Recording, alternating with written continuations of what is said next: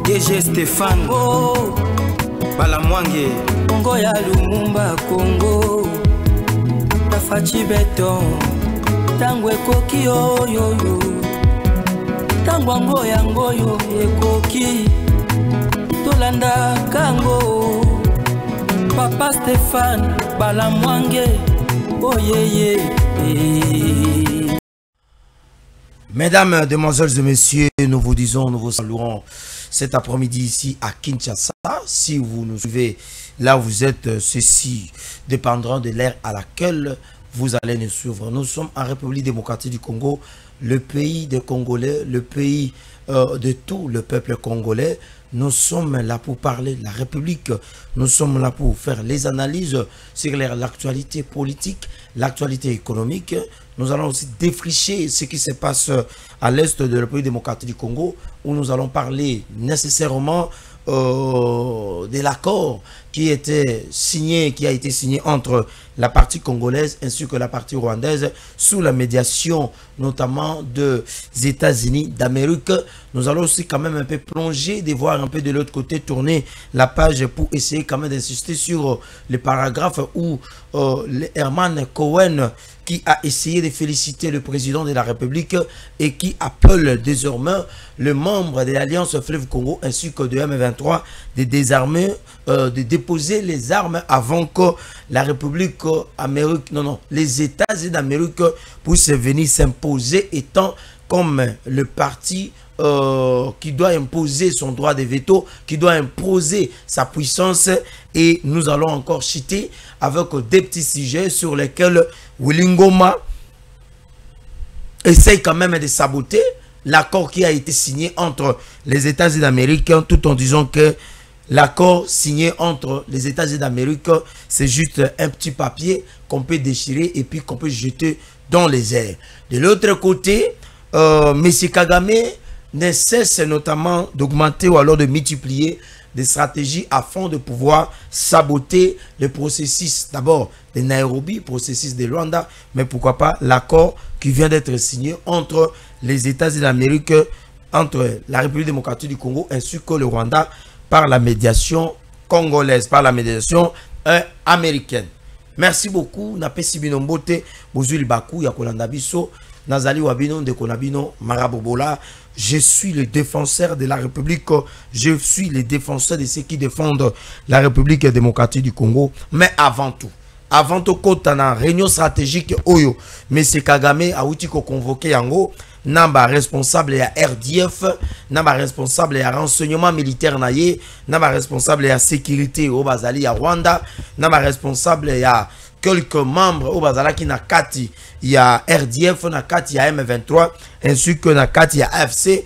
M. Kagame a outi ko organiser réunion wana, c'était prévu basala yango na niveau ya Kenya na Nairobi, mais les États-Unis d'Amérique a outi ko benga Kagame bayebisi amekate ko zwa mekoso na ye na mingbongo na ye ko kende nango na niveau ya Nairobi pona ko kende ko sala réunion stratégique pona ko luka ko yeba ligne droite oyo ba ko zwa ezali ni face ya ba nouvelle décision oyo États-Unis azali ko zwa et puis na ba futur accord oyo la République démocratique du Congo na Rwanda ba ko signer, je crois que zala les deux na niveau ya Washington. Mais avant tout nazui information moko ezali makambo na ngai quand même na lobela dossier etali makambo ya Bukangalonzo bande ko balandi tokoki kozala moka moko te oyo tozali ko prôner état de droit, mais toza komona yeke bakonzi ya mboka ya kala, je dis bien bakonzi ya mboka ya kala oyo bakami mboka baza ko telemela makambo etali bazuzi bazali ko kanisa pona ko kitisa bongo makambo etali ko vandisa justice na biso. Lorsque le premier ministre, l'ancien premier ministre Augustin Matata Mponyo gérait le projet de parc agro-industriel, Augustin Matata Mponyo n'était pas le député national.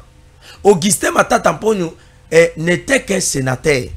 C'est comme ça que lorsque le procureur, lorsque le parquet a été saisi, afin de pouvoir ouvrir des dossiers ou alors une enquête et un procès contre l'ancien Premier ministre, la Cour constitutionnelle, le parquet, le procureur, près la Cour constitutionnelle, voilà, avait demandé au Sénat ou alors au Parlement, à travers le Sénat, de pouvoir lever les immunités de Matata Mponyo. C'est comme ça que les immunités qui protégeaient, qui empêchaient qu'un sénateur tel que Matata Mponyo ne soit jugé, a été aussi, notamment, ces jugements, ces immunités ont été levées par le Sénat et ensuite on avait ouvert les dossiers. Le 7 mai 2021, notre ancien Premier ministre, Augustin Matata Mponyo, il était à la Guinée-Conakry, où il a dit qu'il avait écouté ses voyages pour rentrer au pays afin de pouvoir affronter la justice.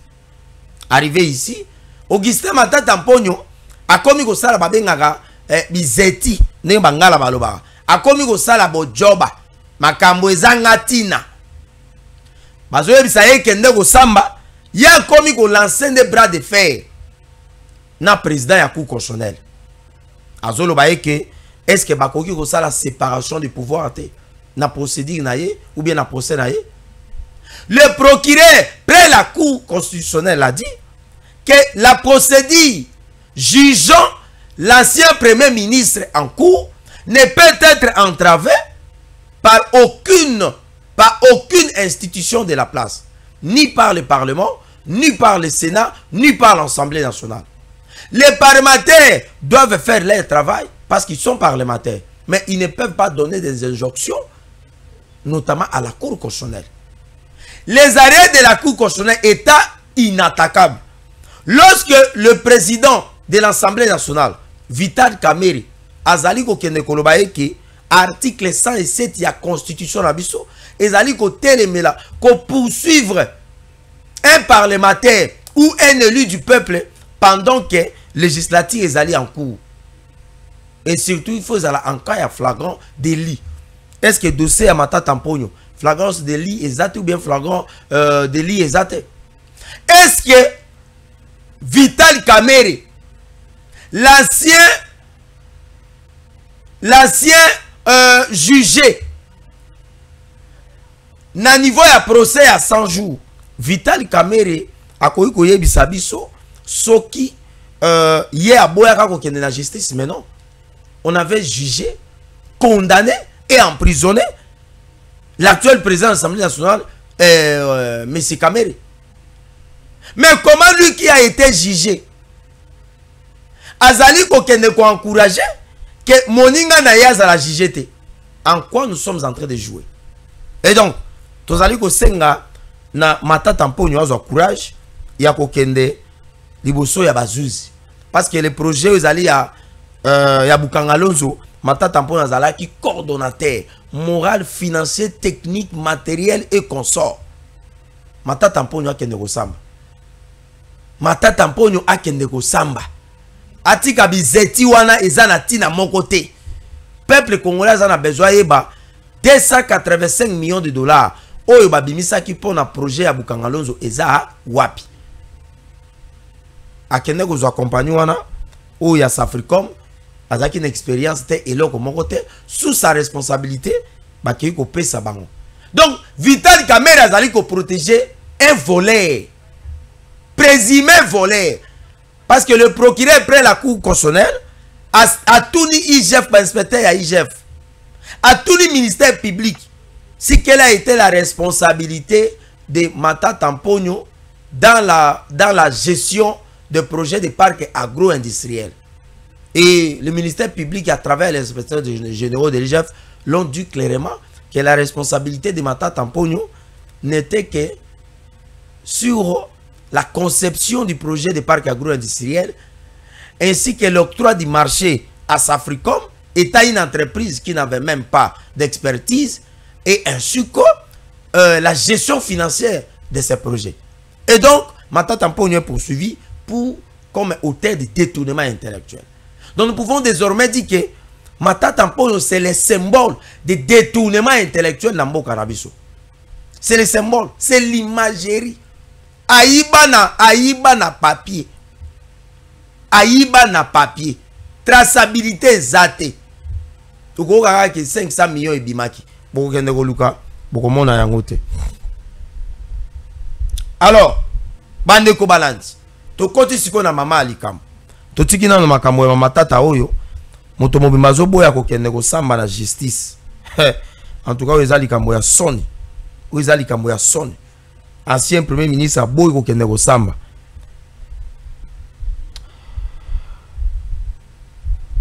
Alors, bande ko balance. To koti na mama ya likambo.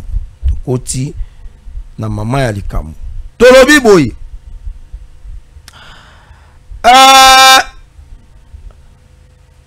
Les gangsters, les pilleurs, les frappeurs, bande d'aventuriers, au ezali à Kagame, bakeyi organisé au babengaka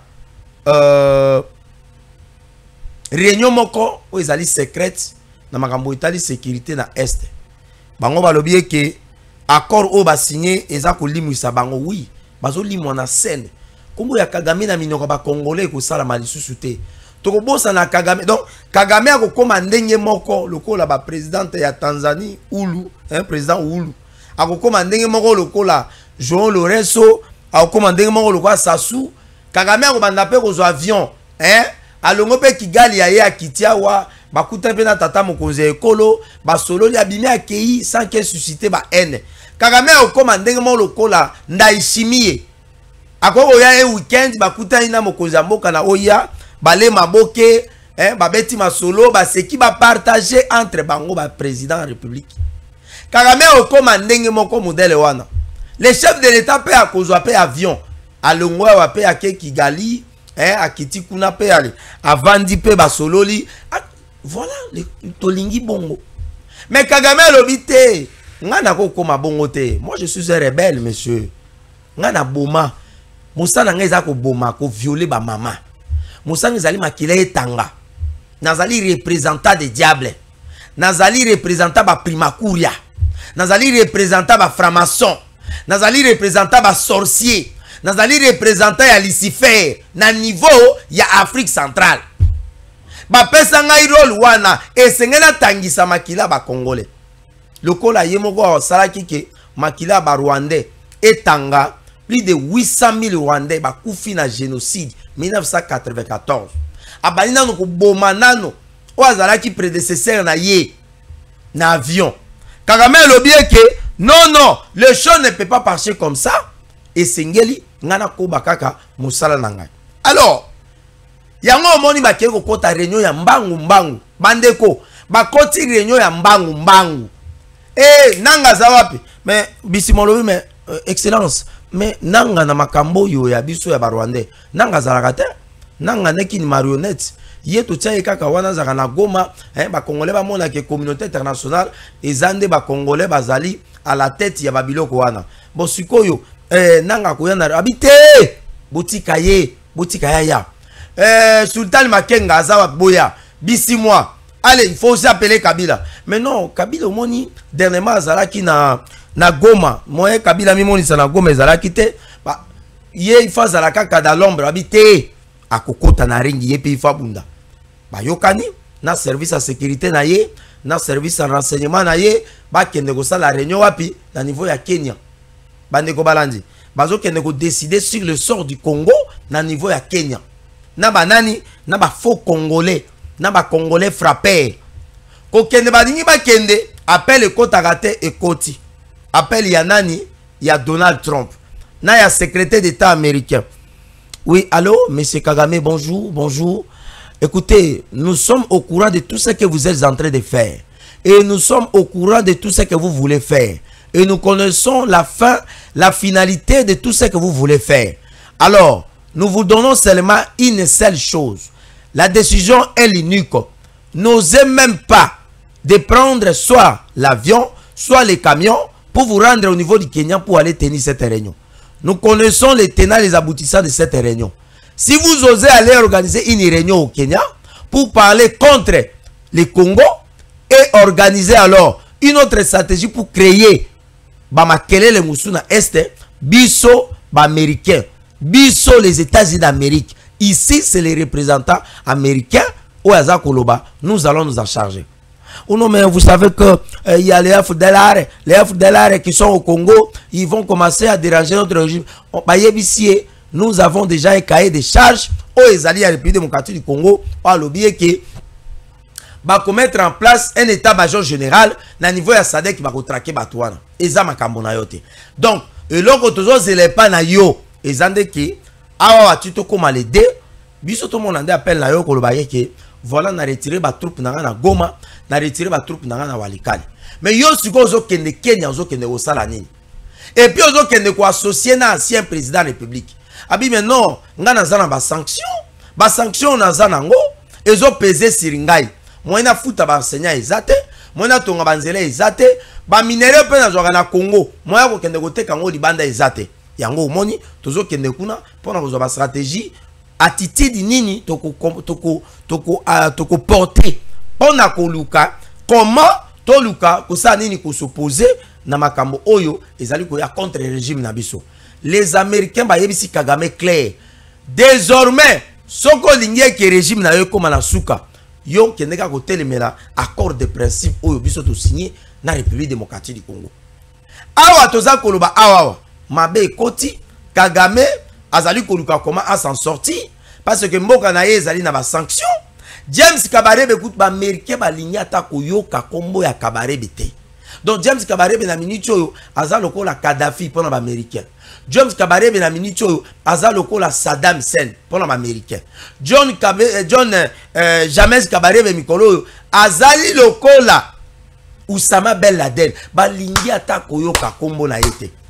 Alobi ke soki o mekika ko kende ko sala réunion kuna okoboya. Maintenant Kagame a bengi bango à partir ya Rwanda bazui ba décision sur place wana ba décision ba ko ici yango balobi ke les RDF akolongwa na Goma te jusqu'à ce que les Américains ba pesa bango garantie. Comment ba ko kende ko imposer bango ba signer accord bango baza ko linga ko signer ezali na intérêt ya Rwanda te. Comment ba ko poser bango ba signer accord ya ba minerai ya Congo o ke bango intérêt na bango ezalate. Est-ce que bozo landa ou bien bozo landa te? Nan lo bata nengi papa nanga Gilles Moulindo alobaka. Est-ce que bozo landa o to bozo landa te? Les Américains ba signer accord ba yebisi Kagame tia mokolo 3 à travers ministre des Affaires étrangères là. Kagame lorsque le ministre des Affaires étrangères a zongi, Kagame très fâché, Kagame très déçu. Ayebisi ministre des Affaires étrangères là, il fallait au boya ko signer accord. Les Américains l'ont dit, il n'y a pas question que tu rentres au pays et revenir. Non, l'accord est déjà là. Tu dois signer. Les représentants congolais sont là. Obasanjo est là, qui était parmi les facilitateurs. Nous avons déjà l'accord. Il faut signer. Bango va lever balobier que et signer 50%.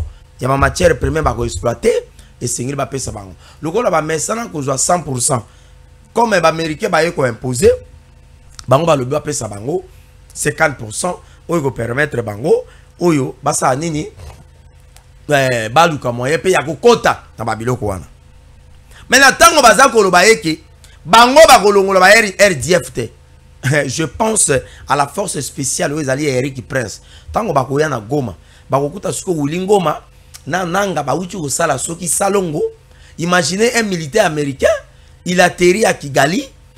Personne ne peut empêcher un militaire américain n'avion na bango ba kitana Kigali. Ni Kagame ni Museveni, même pas au CV. Il y a décision aux États-Unis. Et ils vont atterrir na niveau à Kigali. Ils vont traverser Bakokota Goma. Maintenant bakuta na nanga na bisimwa azamoto azalokola moto mo meli maya makombo maya makombo lingala solo maya makombo mayebote maya makombo talibumu rebel libumu munene lokola moto mo akima kambango te. Et ce bisimoza moto ko beta même barami ata 5 pa akokangote bakuta na esiko zoya.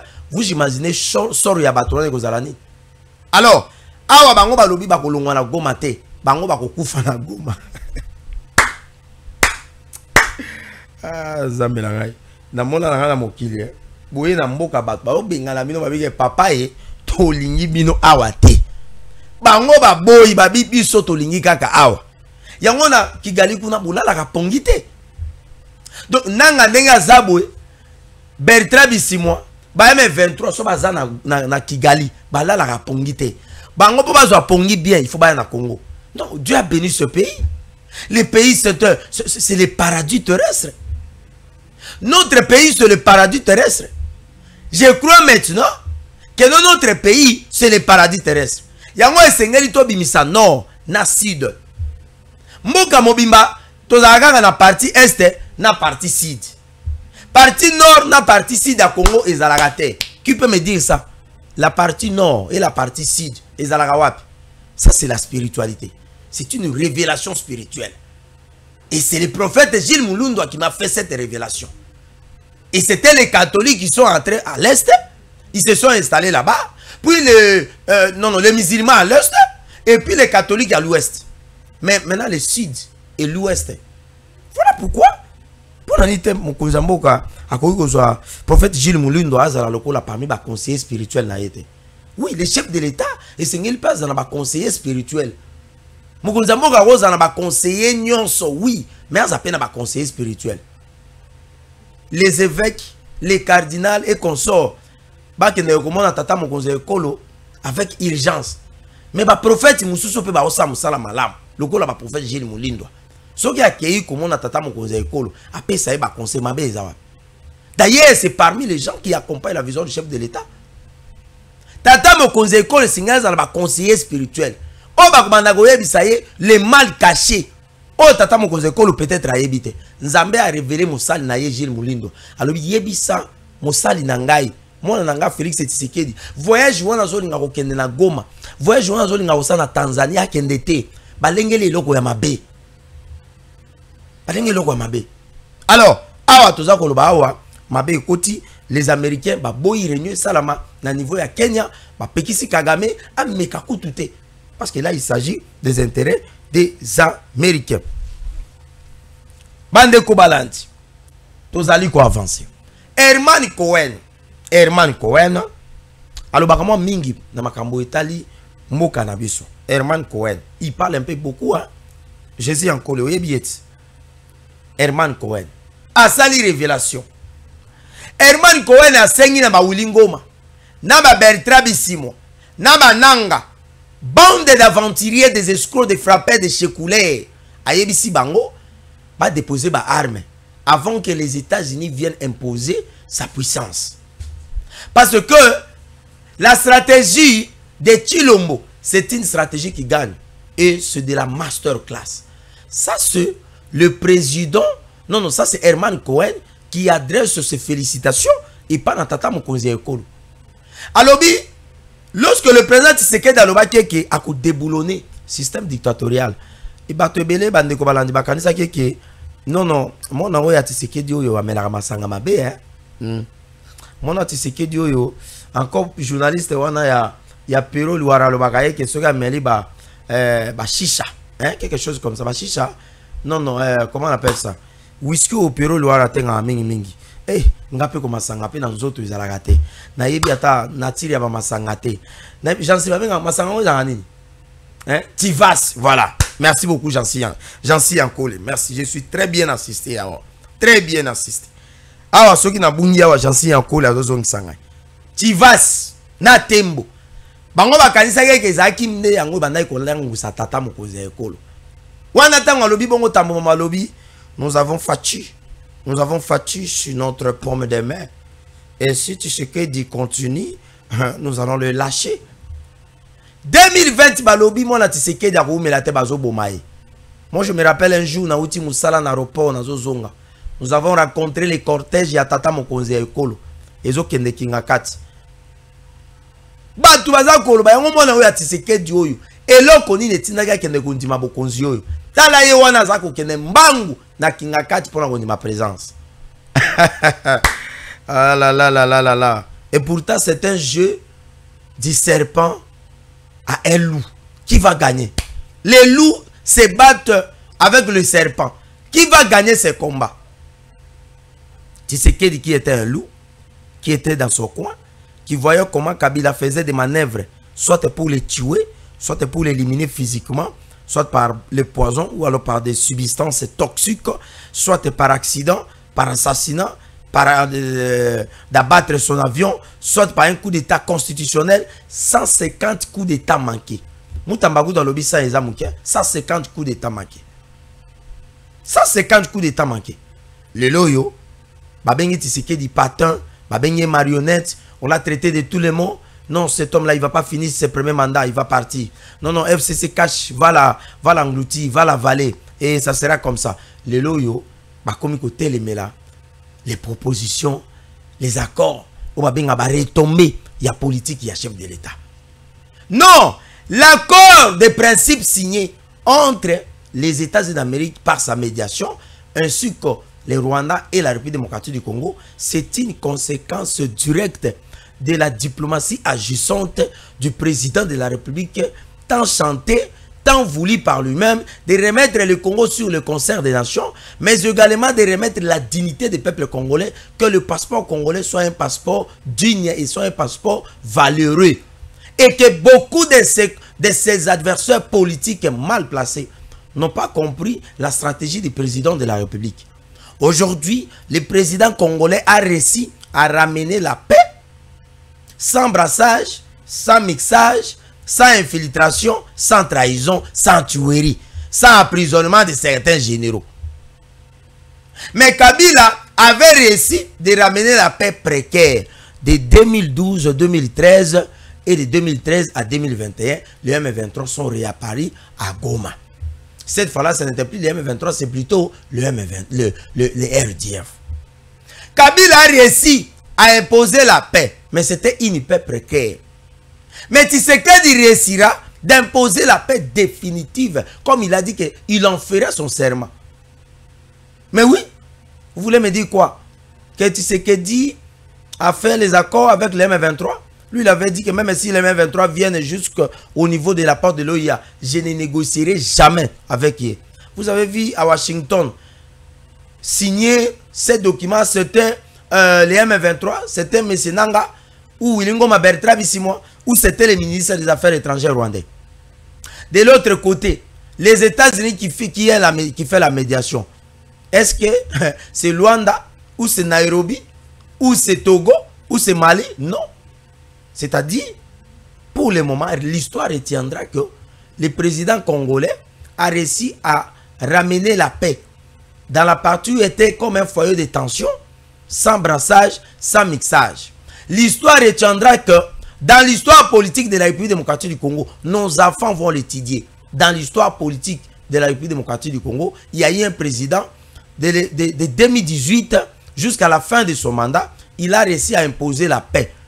Pendant 30 ans, où les gens mouraient, où on violait, où il y avait des déplacés de guerre, plus de 18 millions de morts, des génocides congolais non prononcés, non vulgarisés. Mais il y a eu un Congolais qui est venu imposer la paix. L'histoire retiendra qu'il y a eu un Congolais qui a imposé aux États-Unis d'Amérique de mettre fin à son mariage avec M. Kagame. L'histoire retiendra que M. Kagame a été mis à nu face à la communauté internationale d'être derrière le mouvement du M23. L'histoire retiendra que M. Tshisekedi Tshilombo, le président congolais, avait poussé à Kagame de franchir la ligne rouge, de violer la charte de l'ONU qui consacre les principes de l'intangibilité des frontières. L'histoire retiendra que le président Tshisekedi a réussi à pousser Kabila de prendre les armes qu'on avait renoncées en 2001-2002 lorsque nous sommes allés à Sun City vers 2004 pour pouvoir faire quoi? Pour pouvoir préparer les élections. L'histoire retiendra que le président Tshisekedi a réussi là où beaucoup ont échoué. Et l'histoire retiendra que le président congolais n'a jamais bradé l'avenir de notre pays en échange avec les minéraux. L'histoire retiendra que non, le fils de Tshisekedi n'était pas incapable, était capable. Bandi Kobalanzi, n'a pas si binombote, bisika boza kolanda biso. N'a pas si binombote, boza ki ebele ya kolanda biso, mais na kosuki na kosenga na matata mponyo akende kosamba. Matata mponyo oza likolo ya Willy Bakonga te. Politique yo sala ka likolo maite, Willy Bakonga sala politique na sama belete. Oli ba Congo ba sambisa kai. Matata Mponyo. Soki motokutu balinga bayo kila ye mawa. Keno justice a sambisa yete. Ezaki Kabundi. Ezaki yote. Soki Kabundi te. Parce que Kabundi azalaki moto a memi mboka. A memi IDPS na magistrature suprême. Mais tala ndenge azaki liboso bazuzi. A koti prison. Lelo yo azongeli vina ye normal politique. Azako beta bambodi na mabordi. Matata Mponyo. Ozali kolo ya Vital Kamerhe.